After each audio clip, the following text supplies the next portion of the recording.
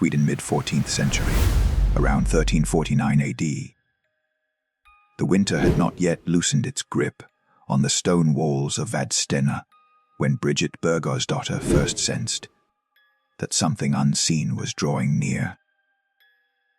The plague still whispered through Europe like a curse carried on the breath of strangers, and even the monasteries were not spared its shadow. Bells rang often for the dead, candles burned longer than usual, and prayers, once confident, had begun to tremble. Bridget of Sweden was no stranger to visions. Born into nobility, married young, widowed after bearing 8 children, she had long since turned her life toward God with an intensity that unsettled those around her. Kings sought her counsel. Clergy listened carefully when she spoke. Yet even among saints and mystics, Bridget was known for something rarer. Her visions were not gentle. They did not comfort. They warned. On that night, as wind pressed its cold hands against the shutters, Bridget knelt alone in her chamber. The room smelled of wax and old wood. Her knees ached against the stone floor, but she did not move. She had been praying for hours, pleading not for herself, but for the souls she felt slipping away. Men and women who confessed faith with their lips yet lived, as if judgment were a rumor meant for others. Her prayer faltered. The air grew heavy, as though the room itself were holding its breath. The candle flame shuddered, stretching upward, then sank low without a sound. Bridget felt a pressure behind her eyes, the familiar warning that a vision was near. But this time, fear arrived first. A voice, not loud, not gentle, spoke within her. "You have asked to understand justice." Bridget's hands trembled. She had prayed for clarity, yes, for truth. But clarity had a cost, and she sensed it now like a door slowly opening onto darkness. The walls around her seemed to recede. Stone dissolved into shadow. The warmth of the candle vanished, replaced by a cold that was not of winter, but of absence. An absence of mercy, of hope, of time. Bridget tried to rise, but her body no longer obeyed her. She felt herself drawn forward, not by force, but by inevitability. She thought of Christ's wounds. She thought of mercy. She whispered his name. The darkness answered by deepening.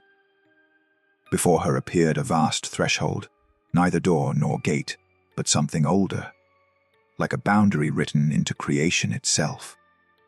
Beyond it lay movement without form, sound without voice. She understood, without being told, where she stood. This was not a dream. This was not a symbol. For 1 hour, she would be permitted to see what most souls never glimpse until it is too late. A wave of dread passed through her, not terror of pain, but of recognition. That what she was about to witness was not reserved for monsters or legends, but for ordinary souls who had chosen silence over repentance, comfort over truth. As she crossed the threshold, the first sound reached her ears, a low, continuous murmur like distant thunder trapped beneath the earth. It was not screaming, not yet. It was the sound of countless regrets speaking all at once. Bridget wanted to look away. She could not. Shadows began to take shape, each carrying the weight of a life once lived under the sun. Some reached outward, though nothing could be grasped. Others turned inward, folded by shame too heavy to lift. No flames were visible yet, but the suffering was unmistakable. Souls suspended in awareness, unable to forget who they had been, or what they had refused to become.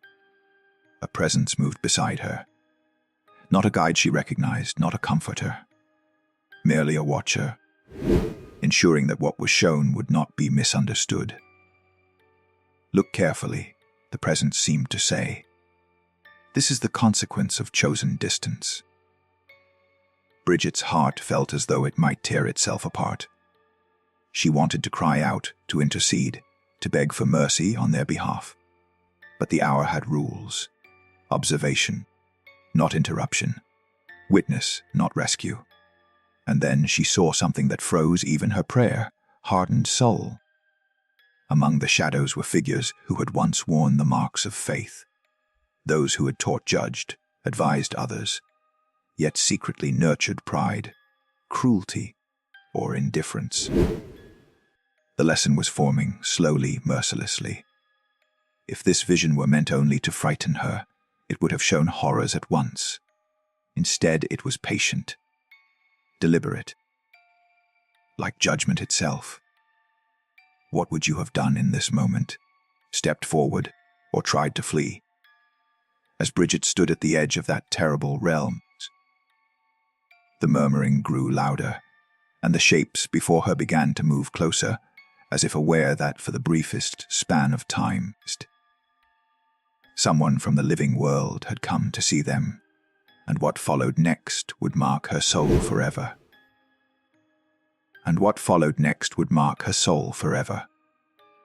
The murmuring rose into distinct voices, no longer blending into a single sound, but separating, like individual threads pulled from a dark tapestry.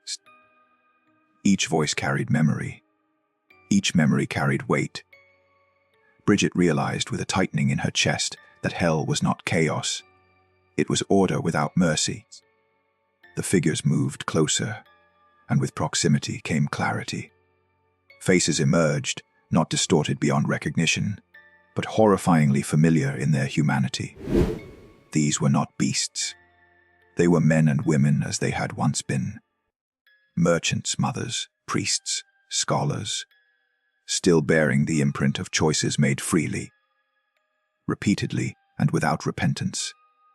One soul stood apart from the others, rigid and silent. Around him, the shadows seemed to recoil, as though his presence intensified their torment. Bridget felt compelled to look at him, and as she did, knowledge entered her mind without words. This man had lived a life admired by many. He had spoken eloquently of virtue, publicly condemned sin, and died with honors. Yet within, he had loved his reputation more than truth, obedience more than humility. His punishment was not flame, but exposure.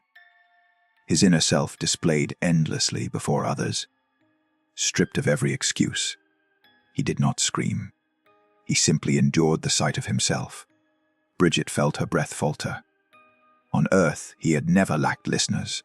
Here, he was surrounded by souls who no longer believed his words, because words meant nothing anymore. Only truth remained, and truth burned colder than fire. The presence beside her did not comfort her reaction. This is not cruelty, it conveyed. This is consequence. As Bridget was drawn deeper, the landscape shifted. What had first appeared as endless shadow now revealed divisions. Regions marked not by walls, but by the nature of the sins that had shaped those bound within them. In one place, souls were bent inward, endlessly reliving moments when mercy had been within reach, but pride had closed the door. In another, figures were restless, driven by desires that could no longer be satisfied, their hunger sharpened by eternity. She noticed something that struck her with sudden dread. The punishments mirrored the sins themselves. Those who had loved control were trapped in powerlessness. Those who had silenced conscience now heard it without pause. There was no randomness here, no injustice to protest, only a terrifying symmetry. Bridget felt tears on her face, though she did not remember weeping. She wanted to pray, but prayer felt different here. Words seemed thin, almost fragile, as if they might shatter before reaching heaven. Still, she whispered the names of the lost, though she knew the hour did not permit deliverance. Then she saw them. Souls who looked toward her. Their awareness flickered, not hope, but recognition. They knew she was alive. they knew she would return. Some reached out, not to be saved, but to be remembered. Their gaze pleaded for warning, for testimony, for someone to speak what they could no longer change. And in that moment, Bridget understood why she had been brought here. Not to satisfy curiosity, not to be frightened into holiness, but to carry witness. The presence beside her finally turned its attention fully toward her. And with that attention came a crushing realization: time was moving differently here. What felt like minutes pressed upon her spirit like years. The weight of every scene, every soul, threatened to overwhelm her strength. She felt herself falter. Fear gave way to something deeper: responsibility. If she survived this hour, she would never again be allowed the comfort of ignorance. Silence would become its own form of guilt. To see and not speak would be to share in the blindness that had led so many here. Could you face this truth yourself? The murmuring grew louder again, now edged with anguish, as though the realm itself sensed the hour nearing its end.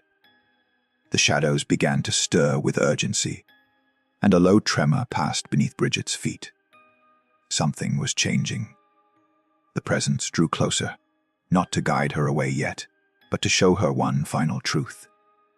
Ahead, deeper still, the darkness thickened into something almost solid, and from it came a sound she had not yet heard. A sound like weeping without tears. And Bridget knew that whatever awaited her there would strip away the last illusions.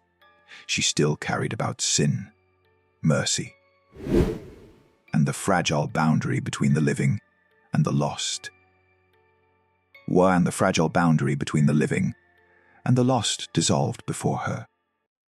The darkness ahead did not open suddenly. It yielded slowly, like a wound parting under careful pressure.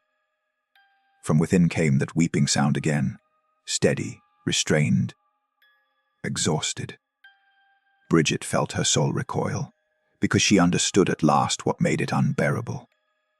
These were not cries of rebellion. They were cries of realization. Here were souls who, at the final moment of life, had almost turned back. Men and women who had felt the weight of truth pressing upon them in their last breath, who had sensed repentance rising, too late. Their suffering was sharpened not by ignorance, but by clarity.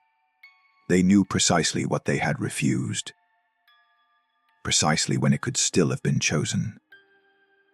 One soul knelt apart from the others, hands covering his face, though there were no tears left to shed. Bridget saw flashes of his life, as if reflected in dark glass, small acts of mercy postponed, quiet calls to humility ignored, confessions delayed until tomorrow. There had been no great crime to mark him as lost. Only a lifetime of postponement. Tomorrow never came. Bridget's strength finally failed her. She sank inward, as though the weight of what she had seen pressed her down beyond standing. If this vision continued, she feared her heart would break under the knowledge alone. And then silence. Not the silence of emptiness, but of authority. The weeping ceased. The murmuring stilled. Even the shadows seemed to pause, as if all creation were listening.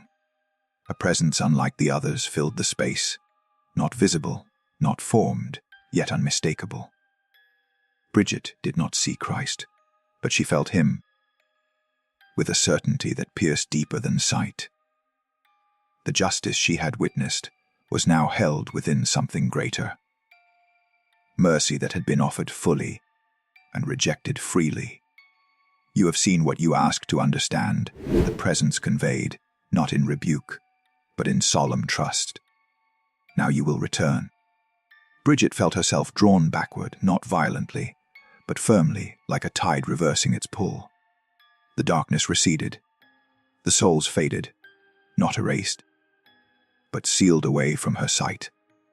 The threshold reappeared, and with it came pain, sharp, earthly pain, returning breath, returning weight, returning time. The cold stone of her chamber pressed against her knees once more. The candle flame flared back to life. Bridget collapsed forward, gasping, her body trembling as if she had been pulled from deep water.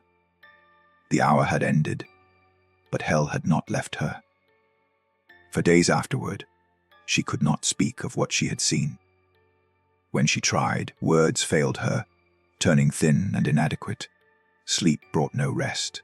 Each time she closed her eyes, the murmuring returned, not as sound, but as memory. She understood now why few are permitted to witness such things. Survival itself requires grace.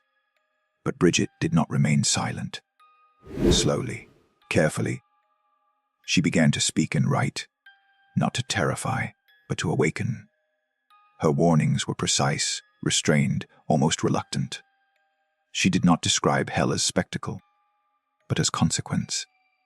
She spoke of delayed repentance, of pride disguised as piety, of love withheld until it expired. Those who listened felt uneasy, because her words left no room for comfort without change. Bridget lived many years after that hour, but those closest to her noticed something had shifted. She prayed with urgency. She wept easily for others. And when she spoke of mercy, it was not as abstraction, but as something fragile, offered constantly, yet never guaranteed to be accepted. Toward the end of her life, someone asked her if the vision still frightened her. She answered quietly, "No. What frightens me is how easily it can be forgotten." What would you carry back with you if you had been allowed to see what she saw? Bridget of Sweden died in 1373, remembered as a saint, a counselor of kings, a woman of visions. But if her testimony endures, it is because she never spoke as one who had merely imagined hell. She spoke as one who had returned from it. And perhaps that is the most unsettling truth of all. If this story stirred something within you, do not let it fade into silence. Share your thoughts in the comments, reflect on its meaning. And if you wish to hear more forgotten visions and histories like this, follow the channel before tomorrow becomes another promise never kept.